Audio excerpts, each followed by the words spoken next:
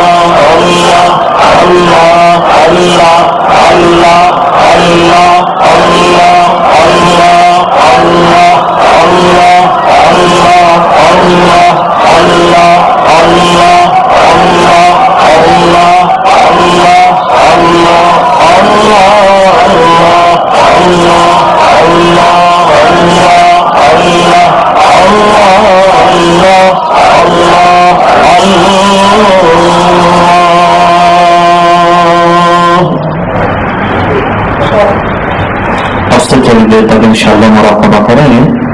مراقبہ اللہ کی رحمت کے انتظار میں اور اللہ کے دھیان میں بیٹھنے کا نام ہے.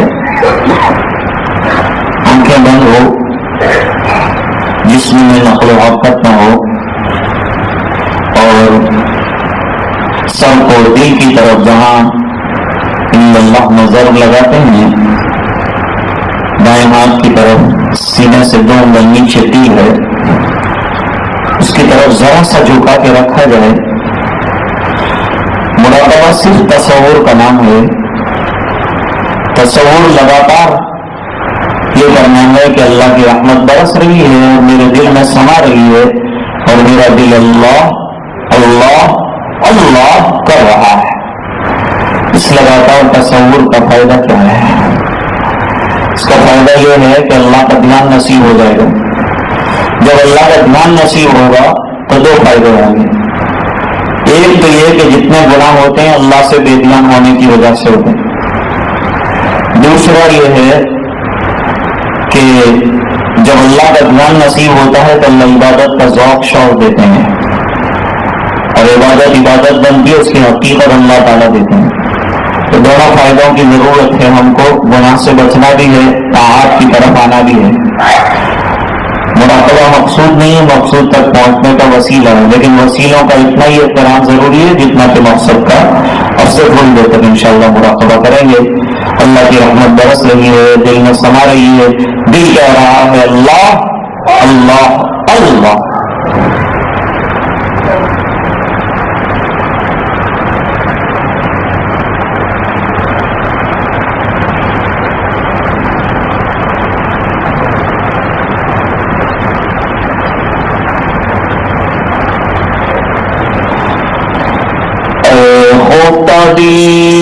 بیداری کیوں بیداری کیوں بیداری کیوں,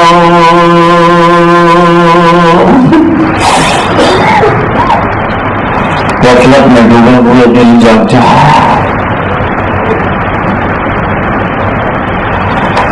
در ذکر حق مشغول شو مشغول شو مشغول شو. اللہ کی یاد میں مشغول ہو جا, دل کا اصلی کام اللہ کی یاد.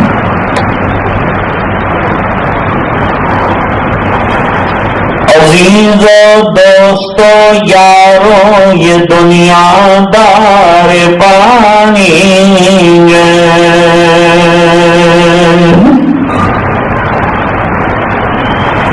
دل سے مت لگاؤ تم لحد میں جا برانی.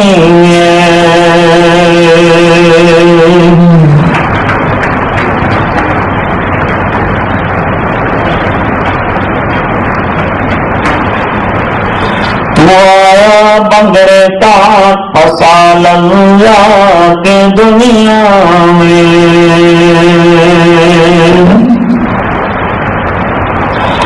عقل کھوئی گئی تیری کیسی نادانی.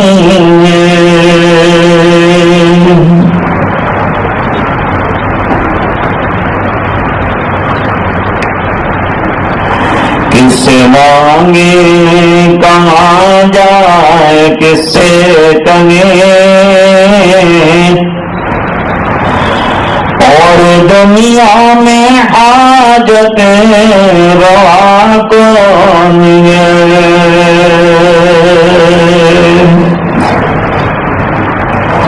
سب کا داتا وے تو, سب کو دیتا وے تو, تیرے بندوں کا تیرے سوا کون ہے.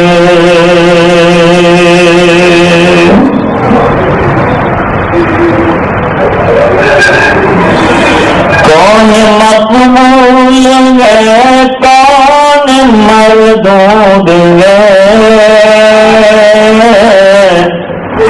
اور بے خبر کیا خبر تجھے کو کیا کون ہے.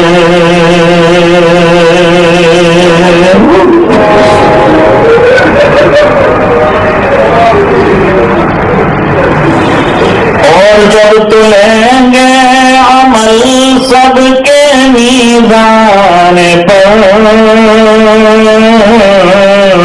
تب کھلے گا کہ کھوٹا کھرا کون ہے۔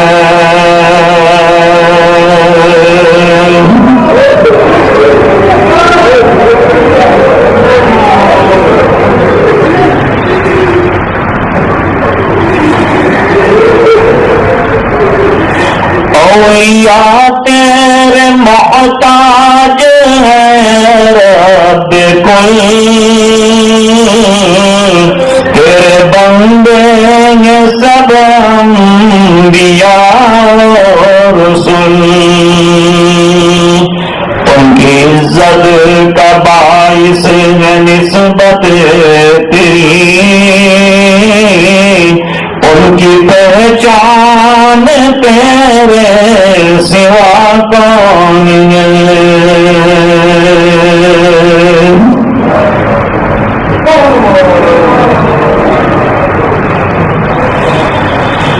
انبیاء اولیاء اگلے بیت نبی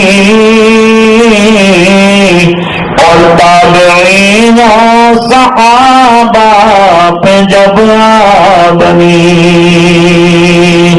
گر کے سجدے میں سب نے یہی عرض کی، تو نہیں ہے تو مشکل کشا کون ہے۔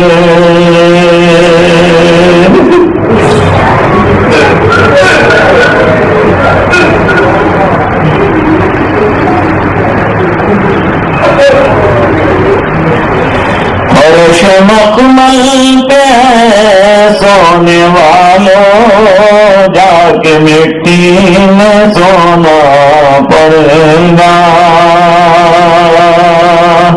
اور اپنے اعمال کا جائزہ لو، ورنہ محشر میں رونا پڑے گا۔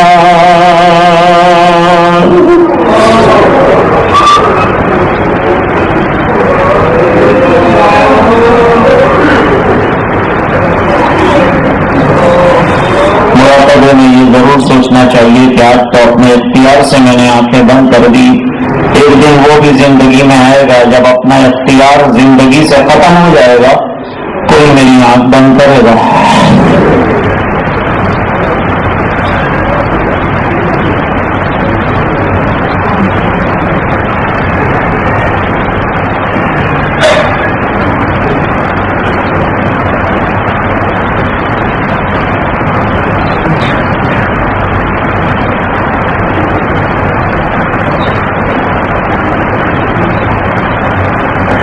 لا الہ الا اللہ محمد رسول اللہ صلی اللہ علیہ وسلم۔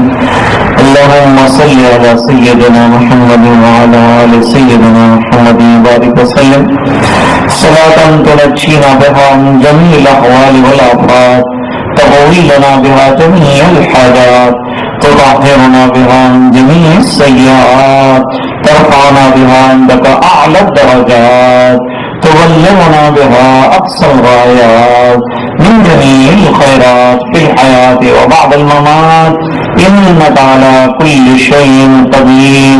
اللهم آت نفوسنا تقواها وزكها أنت خير من زكاها، أنت وليها ومولاها۔ یا مقلب القلوب ثبت قلوبنا على دينك، یا مصرف القلوب صرف قلوبنا إلى طاعتك، یا حی یا قیوم برحمتك نستغیث، اصلح لنا شاننا كله ولا تكلنا إلى أنفسنا طرفة عين، فإنك إن تكلت إلى أنفسنا تكلت إلى عورة وذنب وخطيئة، یا حی یا قیوم یا ذا الجلال والإکرام، نسألك العفو والعافية والمعافاة الدائمة في الدين والدنيا والآخرة، توفنا مسلمين والحقنا بالصالحين غير خزايا ولا ندامى ولا مفتونين۔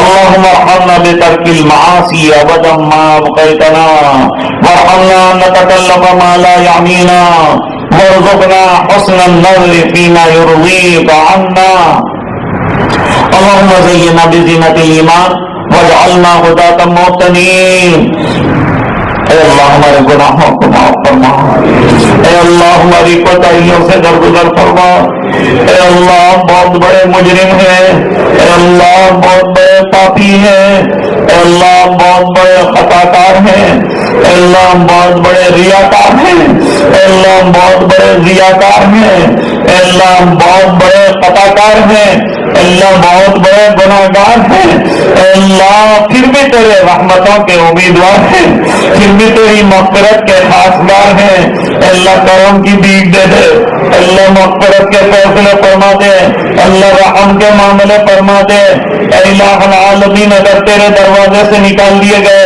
کوئی اور دروازہ نہیں جہاں جا کر ہم بھیک مانگیں گے، اللہ اپنے دروازے سے ہمیں محروم نہ فرما، اللہ اپنی مغفرت کے فیصلے فرما دے، امت کے ایک ایک فرد کے مغفرت کے فیصلے فرما دے، پوری امت کی مغفرت فرما دے، پورے مجمع کی مغفرت فرما دے، اللہ رحم کا معاملہ فرما، اللہ دنیا فسادات کا گہوارہ بن چکی ہے، چاروں طرف اللہ خونہ مرکی اور مظلوموں کے قتل کا سلسلہ ہے، الہ العالمین تو ہی آپ خیر کے فیصلے فرما دے، اللہ ظالموں کی سرکوبی فرما، اللہ مظلوموں کی نصرت فرما، غیب سے مدد کے فیصلے فرما، الہ العالمین یہ ہمیں اقرار ہے کہ یہ سب ہمارے گناہوں کی وجہ سے ہو رہا ہے، اللہ ہمیں اپنے گناہ سے سچی توبہ نصیب فرما دے، تیرے دربار میں ہاتھ پھیلا کر رونے والا بنا دے، اللہ آنسو بہانے والا بنا دے، اے اللہ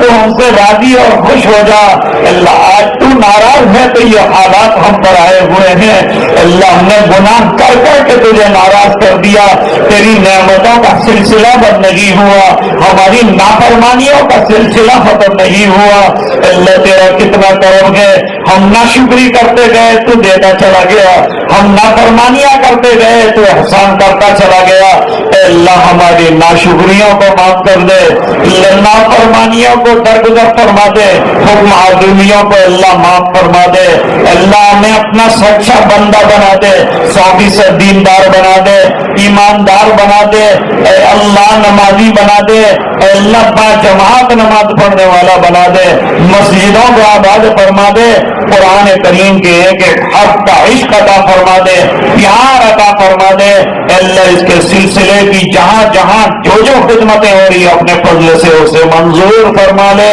اس سے محبت رکھنے والوں کو منظور فرما لے، قبول فرما لے، اللہ ہماری نسلوں میں عباد پیدا فرما، علماء پیدا فرما، قرہ پیدا فرما، غوث قطب اور ابدال پیدا فرما، اے اللہ ہمیں 100% بااخلاق بنا دے، اے اللہ اخلاقی کمزوریاں دور فرما دے، دلوں کے بگاڑ دور فرما دے، ظاہر اور باطن کی اصلاح فرما دے، اے اللہ دلوں کو نور معرفت سے منور فرما دے، زبان کو ذاکر بنا دے، قلب کو شاکر بنا دے، جسم کو تیرے احکام پر عامل بنا دے، اے الہ العالمین فضولیات سے ہمیں چھڑا دے، اے اللہ ہماری معاصی اور نادانیوں پر ہماری گرفت نہ فرما، اے اللہ ہماری گناہگاریوں پر نظر نہ فرما، اپنی شان کریمی کو دیکھتے ہوئے اللہ درگزر کے فیصلے فرما دے، ہم ٹوٹے پھوٹے بندے ہیں لیکن اللہ تیرے بندے ہیں، اللہ تیرے پیارے نبی کے نام لیوا ہیں، اے اللہ العالمین ہمیں سنتوں کا عاشق بنا دے، نبی کریم صلی اللہ علیہ وسلم کی اتباع زندگی کے ہر شعبے میں نصیب فرما دے، اللہ تیرے حقوق کا ادا کرنے والا بنا دے، اللہ تیرے بندوں کے حقوق کا ادا کرنے والا بنا دے، اللہ حق تلقیاں تیری اور بندوں کی معاف فرما دے، سچی توبہ رجوع تیری طرف نصیب فرما دے، اللہ دنیا کی برائیوں سے گناہوں سے اللہ نفرت دے دے، نیکیوں کا جذبہ اور شوق دے دے، پورے مجمع کی مغفرت فرما دے، جن حضرات نے دعاؤں کے لیے کہا یا لکھا یا دور دراز سے وائے کہ ان کے لیے دعائیں ہوں، اللہ ان کی حاجتوں کی غیب سے جو ہے تکمیل فرما دے، غیب سے حاجت براری کی شکلیں پیدا فرما دے، جو مقروض ہیں ان کے قرض غیر سے دور فرما دے، جو کاروبار میں پریشان ہیں اللہ ان کی کاروباری پریشانیاں دور فرما دے، اے اللہ جو اندرونی طور پر حیران ہیں کاروباری گھروں کے اعتبار سے، اے اللہ ان کو گھریلو زندگی میں سکون عطا فرما دے، اللہ جو ازدواجی زندگی میں پریشان ہو اللہ ان کو اس میں سکون عطا فرما دے، اے اللہ جو اولاد سے پریشان ہو اولاد کو ماں باپ کا فرما بردار بنا دے، اے اللہ ان کو نیک صالح بنا دے، اے اللہ جو ماں باپ کی طرف سے شکایتیں لے کر بیٹھے ہیں اللہ ان کے دلوں کو صاف ستھرے فرما دے، اے اللہ ہمارے دلوں کے بگاڑ کو دور فرما دے، ہمارے ظاہر اور باطن کی اصلاح فرما دے، ہمیں 100% شریعت کے تابع فرما دے، اے اللہ العالمین اس پورے مجمع کی مغفرت فرما دے، اے اللہ پوری بستی کی مغفرت فرما دے، امت کے ایک ایک فرد کی مغفرت فرما دے، اے اللہ یہ دعائیں اپنے فضل و کرم حبیب پاک صلی اللہ علیہ وسلم کے توفیل منظور فرما برحمتک یا ارحم الراحمین۔